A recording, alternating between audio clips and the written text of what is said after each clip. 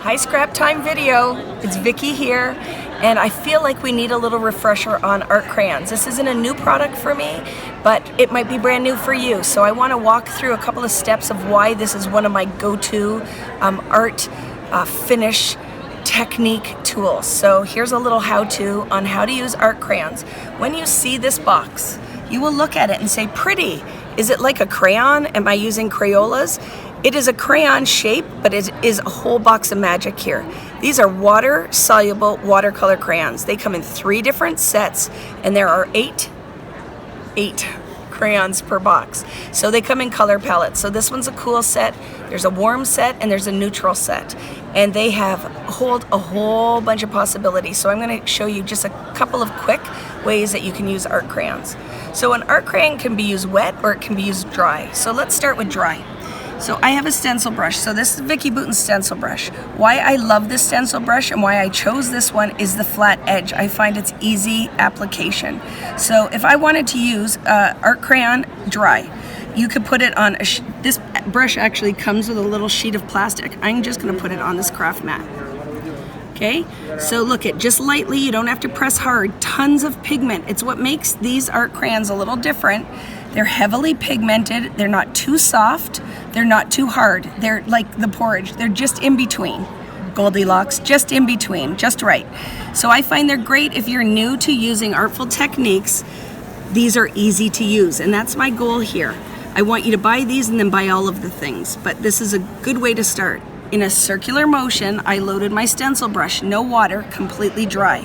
I have a piece of my foundations paper because it's nice and thick and holds the mediums well, so you aren't set up for failure by using just a sheet of cardstock. Okay? We're going to put the stencil down. This is one of the new stencils out of the Botanical set, and in a circular motion, I am going to add this. So if you were making cards or you're making a scrapbook page or even in your planner or your art journal, it's an easy application that goes on like ink, but it is from that crayon. Look at how pretty that is. No water, dry with a stencil brush. So that's technique number 1, okay? Another thing I can do is same color. I can go in here and then I can find my paintbrush and add water. Completely, so, and see this, I wanted to show you this because there are no mistakes, right? It's just opportunity to learn something new. Don't throw that away, just rub that in, because when you make it smaller little pieces and then you add some water to it, it's tons of pigment in that. I don't want you to waste, okay? So look at what happens now. You can completely blend these out and they are now a watercolor. So what can I do with this watercolor? I have a stamped image somewhere, I know I do. Well, let's stamp one because I'm going to show you a couple things.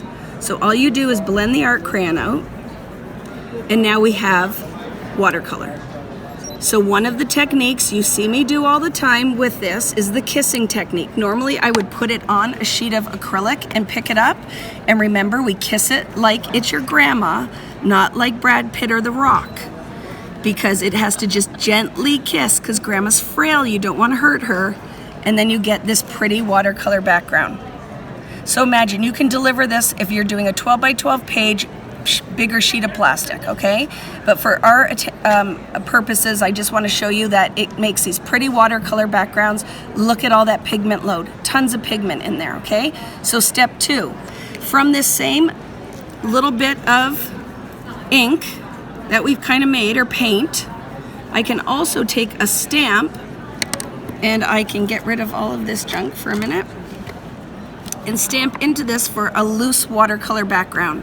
So for you card makers, this is a fun way using the same product. So if you are new to any of this, I have not introduced anything else. We still only have the watercolor art crayons and your basic tools to make all of these pretty results. Okay, so see, you can stamp like this, but I want to show you something else. So that's one watercolor stamping. I love to do this, die cut it, and if you look on this layout right here, look at pretty embellishments, right, from your stamp set. Here's another option with that as well. I'm not cleaning this mess up yet either because I'm going to do something with it. But look at, dip your crayon in water, or you can use it dry and mist with it. But we can also go in there and watch this. This is going to be one of your ahas. If you are just watching this for the first time, you're going to look and go, oh my goodness, I love that. Look how easy that was. But don't forget, try all of the things because it's fun. So I'm going on here and I'm coloring right on my stamped image. Okay? And then I'm going to take some water. It's plain water. I'm going to move it so I don't mist it all over us. And look it. I can then stamp that image. This same, I'm not applying any more, just more water. I will get multiple impressions out of that one application because there is a ton of pigment and they're not too soft. It's staying put.